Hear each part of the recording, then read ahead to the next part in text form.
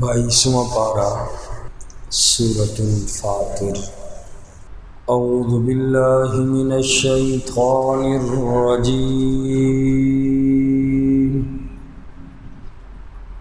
بسم اللہ الرحمن الرحیم۔ اِنَّا ارسلناک بالحق، بے شک ہم نے آپ کو بھیجا حق کے ساتھ، بشیرا و نذیرا، خوشخبری دینے والا اور ڈرانے والا۔ وَإِن مِّنْ أُمَّةٍ، اور نہیں ہے کوئی امت، إِلَّا خَلَا فِيهَا نَذِيرٌ، مگر گزرا ہو اس میں کوئی ڈرانے والا۔ آج کی اس آیت مبارکہ میں رسول اللہ صلی اللہ علیہ وسلم کی ذمہ داری کو بیان کیا گیا کہ اے میرا پاک پیغمبر، آپ تو صرف لوگوں کو بشیر اور نذیر کرنے والے ہیں، یعنی ڈرانے والے اور خوشخبری دینے والے۔ آپ کا کام ہے صرف میرا پیغام لوگوں تک پہنچا دیں۔ میرا نبی ہدایت آپ کے قبضے میں نہیں ہے، آپ تو صرف بشیر اور نذیر ہیں۔ اہل ایمان کو جنت کی خوشخبری دو، جبکہ کفر، شرک اور گناہوں کے مرتکب لوگوں کو برے انجام کی وعید سنا دو، ان کو ڈراؤ آخرت کے عذاب سے۔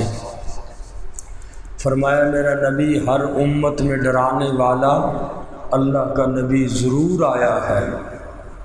انبیاء کے بعد ان کی امت کے مبلغین ہی انذار کرنے والے ہوتے ہیں، ڈرانے اور خوشخبری دینے والے ہوتے ہیں۔ تو اس آیت مبارکہ میں نبی کریم صلی اللہ علیہ وسلم کی ذمہ داری بیان فرمائی کہ آپ صرف پیغام پہنچانے والے ہیں، ہدایت میرا نبی آپ کے قبضے میں نہیں ہے، لوگوں کو زبردستی منوانا یہ آپ کا کام نہیں ہے۔ فرمایا اِنَّا أَرْسَلْنَاكَ بِالْحَقِّ بَشِيرًا وَنَذِيرًا،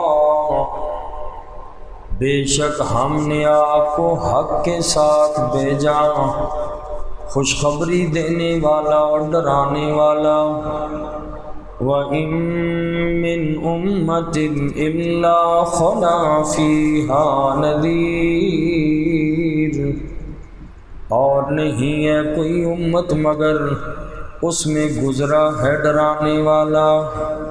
وَإِن يُكَذِّبُوكَ، اور اگر وہ آپ کو جھٹلاتے ہیں، فَقَدْ كَذَّبَ الَّذِينَ مِن قَبْلِهِمْ، پس تحقیق جھٹلایا ان لوگوں نے جو ان سے پہلے تھے۔ فرمایا ہے میرا پاک پیغمبر، اگر یہ مکے کے مشرک آپ کو جھٹلا رہے ہیں، آپ کی بات نہیں مانتے، یہ کوئی نئی بات نہیں ہے۔ اے میرا نبی، ہر نبی کے ساتھ امت نے یہی سلوک کیا ہے۔ فَقَدْ كَذَّبَ الَّذِينَ مِن قَبْلِهِمْ، پس تحقیق جھٹلایا ہے ان لوگوں نے جو ان سے پہلے تھے۔ جاءتهم رسلهم، آئے ان کے پاس ان کے رسول، بالبینات، روشن دلائل کے ساتھ، وبالزبر، اور صحیفوں کے ساتھ، وبالکتاب المنیر، اور روشن کتاب کے ساتھ پہلے انبیاء معجزات لے کر ان لوگوں کے پاس آئے، صحیفے لے کر آئے، اللہ کی روشن کتابیں لے کر آئے۔ اے میرا پاک پیغمبر ان نبیوں کو بھی جھٹلایا۔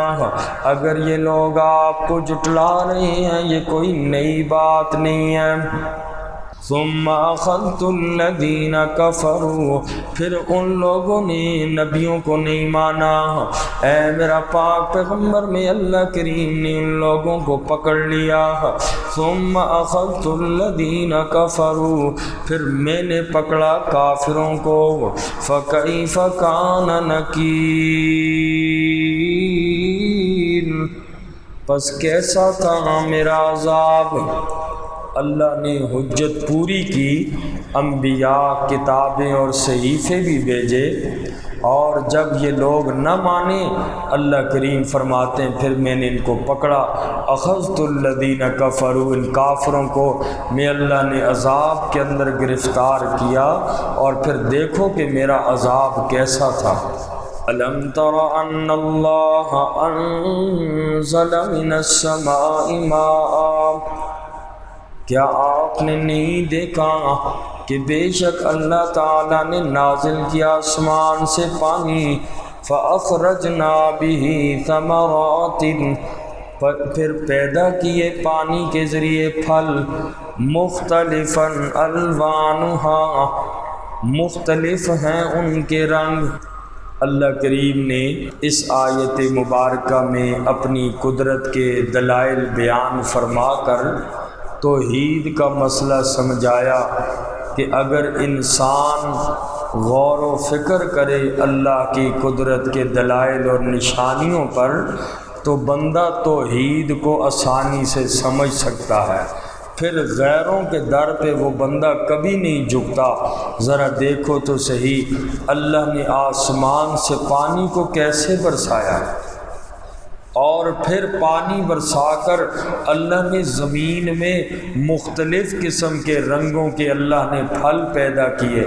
پانی سب کو ایک ہی لگتا ہے، زمین ایک ہے لیکن کوئی پھل کڑوا ہے، ایک درخت کے اوپر کوئی کڑوا ہے، کوئی میٹھا ہے، کوئی ترش ہے۔ فرمایا ان باتوں میں غور تو کرو، ایسا نظام بنانے والا اور ایسا نظام چلانے والا صرف رب ہی کی ذات ہو سکتی ہے، اللہ کے علاوہ اللہ کے ساتھ کوئی بھی اس میں شریک نہیں، یہ اکیلے رب کر رہے ہیں۔ اور فرمایا پھر ذرا پہاڑوں کو تو دیکھو، وَمِنَ الْجِبَالِ جُدَدٌ بِیضٌ، اور پہاڑوں میں گھاٹیاں ہیں، بیضٌ وحمر، سفید اور سرخ، مختلف الوانها، ان کے رنگ مختلف ہیں، وغرابیب سود، اور گہرے سیاہ رنگ کے ہیں۔ فرمایا کہ جس طرح پانی کے ذریعے اللہ نے مختلف پھل پیدا کیے، اسی طرح پہاڑ بھی اللہ نے مختلف بنائے، رنگ کے اعتبار سے بھی ہے۔ لوگوں ذرا غور کرو، کوئی پہاڑ سرخ ہے، کوئی سفید ہے، کوئی سرسبز و شاداب ہے، کوئی سیاہ ہے، یہ ساری اللہ کی قدرت کی نشانیاں۔ ذرا غور تو کرو، تم اللہ کو چھوڑ کے کسی اور کے راستے پہ کیوں جاتے ہو؟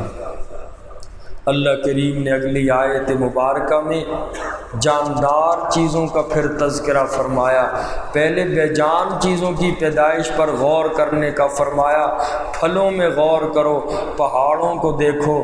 پھر اللہ کریم نے فرمایا کہ ذرا ان انسانوں میں تو غور کرو، اپنی پیدائش میں غور کرو، جانوروں اور مویشیوں میں غور کرو، مختلف الوانہ کذالک، اسی طرح ان کے رنگ بھی مختلف ہیں۔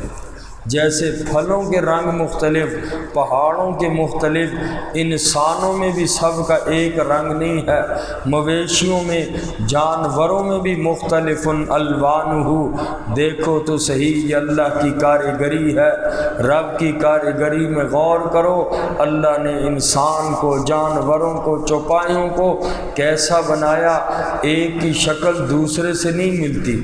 صرف انگلیوں کے پورے آپ اگر دیکھیں، انگلیوں کے پورے میں، انگوٹھے کے پورے میں جو نشانات ہیں، مختلف قسم کی لکیریں، چھوٹی چھوٹی لکیریں، ذرا انسان ان میں غور کرے۔ اربوں کھربوں انسان ہے، کسی ایک کے انگوٹھے کی لائنیں بھی نہیں ملتی۔ اتنی بڑی رب کی کاریگری، یہ پیدائش، یہ چھوٹی چھوٹی لکیریں ہم نہیں سمجھتے، لیکن رب کی کاریگری تو دیکھو۔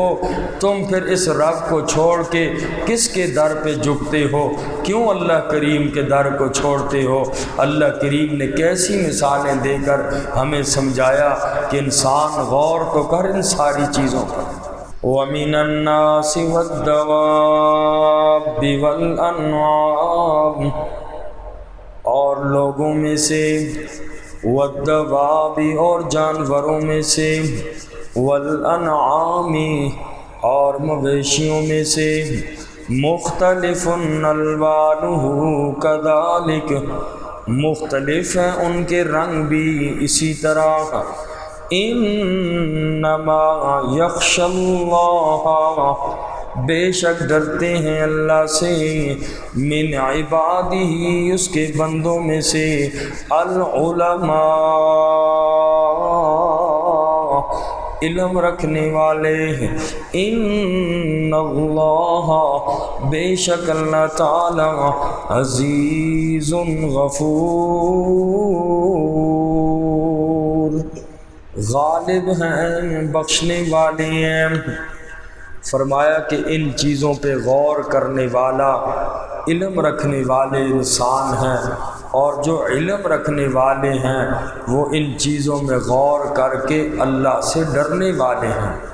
عالم وہ نہیں ہوتا کہ جس کو زیادہ روایتیں یاد ہیں، بلکہ عالم وہ ہے کہ جس کا دل اللہ کی عطا کردہ روشنی سے روشن ہو جائے، اللہ کی معرفت جس انسان کو حاصل ہو جائے، اور اس کی ذات اور صفات کو جانتا بھی ہو، پہچانتا بھی ہو۔ حضرت امام مالک نے عالم کی یہ تعریف کی ہے کہ جس کا دل اللہ کی عطا کردہ روشنی سے روشن ہو، اللہ کی معرفت حاصل ہو، اس کی ذات اور صفات کو جانتا بھی ہو اور پہچانتا بھی ہو۔ اور حضرت علی رضی اللہ تعالی عنہ کا مقولہ ہے، لا قراءۃ لا تدبر فیہا۔ حضرت علی کرم اللہ وجہ فرماتے ہیں کہ قرآن کریم کی جس تلاوت میں تدبر نہیں ہے، اس کی خاص فوقیت نہیں ہے۔ اجر ضرور ملے گا، قرآن کی تلاوت سے ملتا ہے، دیکھنے سے ملتا ہے، سننے پہ ملتا ہے، لیکن قرآن کریم کی آیات میں غور و فکر کرنا، تدبر کرنا، سوچنا یہ ضروری ہے۔